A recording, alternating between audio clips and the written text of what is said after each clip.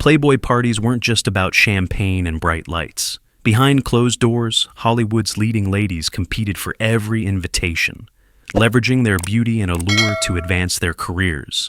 But behind it all, hidden powers controlled the room, exploiting sexy images, manipulating influence and media, turning every seductive move into a tool. Tonight, we reveal the exclusive secrets of 10 female stars who stepped into these private parties, where power, beauty, and desire dangerously collide. When you think of Playboy in the 1960s, Jayne Mansfield instantly comes to mind, an unmistakable symbol of Hollywood glamour and seduction. With her golden hair, stunning curves, and captivating smile, she became the archetype for playmates and stars attending Playboy's legendary parties. But behind the glittering lights and sparkling champagne, these private gatherings were a world of their own, a place where beauty and power intertwined, and where female stars had to navigate the eyes of producers, wealthy elites, and Hollywood's hidden influencers. Mansfield was often at the center of these gatherings, where subtle power games, decadent pleasures with VIP guests, entangled love triangles, or even more complex entanglements were part of the scene, all happening behind closed doors, away from the press. These antics weren't just for fun. They were a way for the elite to exploit sexy images, commercialize the allure of stars, and consolidate social influence, turning every smile, touch, and flirtatious glance into a tool within Hollywood's shadowy underworld. Mansfield wasn't just an icon.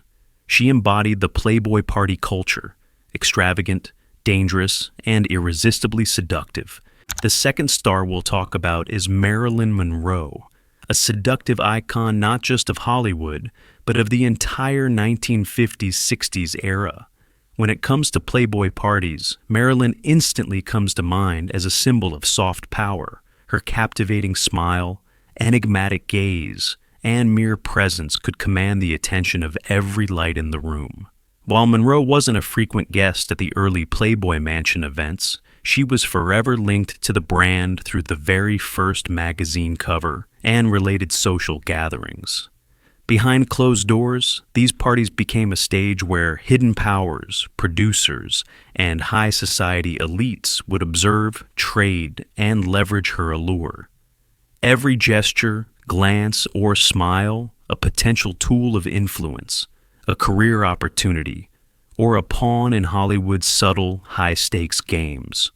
Like Jayne Mansfield, Marilyn embodied the Playboy party culture, where beauty, power, and desire dangerously intertwined. Next on our list is Mamie Van Doren, one of Hollywood's most striking sex symbols of the 1950s. Unlike Marilyn Monroe or Jayne Mansfield, Mamie carried a wild, free-spirited, and daring allure, making her a standout at many of Playboy's private parties. These gatherings weren't just about flaunting beauty. They were a playground of power and opportunity, where female stars had to measure every gesture, every glance to protect their image and impress the elite.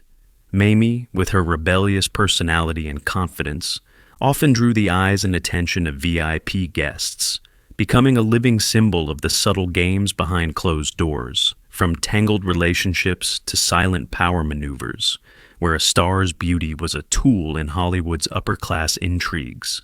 She wasn't just a sexy icon. She embodied the Playboy party culture, dangerous, seductive, and full of influence. Next in the lineup of stars linked to Playboy parties is Joan Collins, the British actress known for her elegant, cool, yet undeniably seductive beauty. Unlike Jayne Mansfield or Mamie Van Doren, Joan brought an aura of mystery and authority, instantly making any private room come alive the moment she entered. Playboy parties in the 1950s and 60s were more than just stages for flaunting beauty. They were a subtle chessboard of power, where female stars had to carefully measure every smile, glance, posture, and gesture to maintain their image and impress producers, wealthy elites, and Hollywood's hidden influencers. Joan knew how to use her confidence, poise, and refined sensuality to draw the eyes of VIP guests, while keeping just enough distance to avoid being overshadowed. These gatherings were where beauty, power, and the intricate games of the upper class intersected, from complex relationships to career maneuvers and behind-the-scenes influence. Joan Collins became a living symbol of Playboy party culture, extravagant, dangerous, and irresistibly seductive, where every move and every look could open doors or hide unforeseen risks. When it comes to the shadowy romances, the tangled relationships, and the allure of Playboy parties, we cannot overlook Zsa Zsa Gabor. The Hungarian-born star was famous for her glamorous beauty, dazzling presence, and flamboyant personality, always commanding attention at any event. Zsa Zsa wasn't just a sex symbol of 1950s-60s Hollywood. She often found herself at the center of behind-the-scenes stories, exchanged glances, subtle touches, and complex connections with high society, producers, and VIP guests who regularly attended these private gatherings. Within the opulent space of the Playboy Mansion, she became a master of soft power, where beauty was cleverly wielded both to maintain fame and attract influence and career opportunities. These parties, with their sparkling lights and endless champagne, were also arenas of hidden intrigues, where subtle love triangles and even more complex entanglements unfolded, making every gesture, smile, and seductive glance from Zsa Zsa a part of Playboy party culture, dangerous, seductive, and steeped in power. One name that instantly brings Playboy to mind is Stella Stevens, the American actress with a radiant smile, alluring figure, and mesmerizing eyes. Stella wasn't just a star on the screen. She became one of the icons most closely associated with Playboy party culture in the 1960s. The private gatherings she attended weren't merely occasions to showcase beauty. They were a subtle playground of power, where female stars had to measure every gesture and glance to protect their image and make an impression on producers, wealthy elites, and Hollywood's hidden influencers. With her confidence and seductive presence, Stella often became the center of attention for VIP guests, while also being part of intricate games, complex relationships, and secrets known only to the upper class. These parties, with sparkling lights and flowing champagne, were where beauty, power, and desire intertwined, making Stella Stevens a living symbol of Playboy party culture, extravagant, dangerous, and irresistibly seductive. When it comes to female stars closely tied to Playboy, we can't overlook Sherry Jackson, whose blend of innocence and allure could light up any private room she entered. Unlike legendary sex symbols like Jayne Mansfield or Stella Stevens, Sherry brought a youthful, playful charm that was still undeniably seductive, making her a focal point at many of Playboy's private gatherings. These parties were not just occasions to flaunt beauty. They were a subtle playground of power and opportunity, where female stars had to measure every gesture, glance, and smile to impress high society, producers, and VIP guests. With her confidence and a mix of innocent allure and sensuality, Sherry often became the center of attention for VIPs, while also playing a part in the intricate games, complex relationships, and hidden secrets of Hollywood's underworld. In these extravagant gatherings, with sparkling lights and endless champagne, beauty, power, and desire intersected, making Sherry Jackson a living symbol of Playboy party culture, dangerous, seductive, and full of influence, where every smile or subtle touch could open doors, or hide unforeseen risks.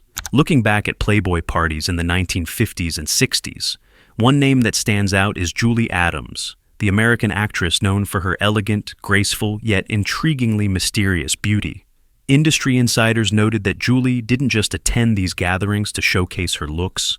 She was there to observe, make strategic impressions, and subtly navigate the networks of power.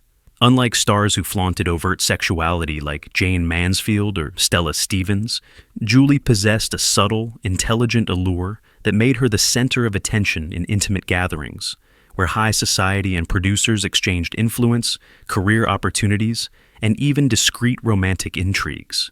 In these parties, with sparkling lights and endless champagne, she mastered the delicate balance of safeguarding her image, drawing VIP attention, and maintaining her standing, all while remaining part of the complex undercurrents of Hollywood's hidden games, love triangles, power plays, and behind-the-scenes maneuvering. Julie Adams became a living testament to Playboy party culture, extravagant, seductive, dangerous, and full of influence, where every gesture, however small, carried strategy and potential risk. When it comes to the shadowy stories behind Hollywood's glittering lights, Barbara Eden is a name whispered with a mix of fascination and disbelief. Known on screen for her sweet, innocent charm, Barbara appeared at Playboy parties as a completely different version of herself, freer, more mysterious, and irresistibly captivating. Rumor has it, she was once spotted in a secluded VIP corner where hushed voices, strong drinks, and lingering touches revealed a side of her the public never got to see.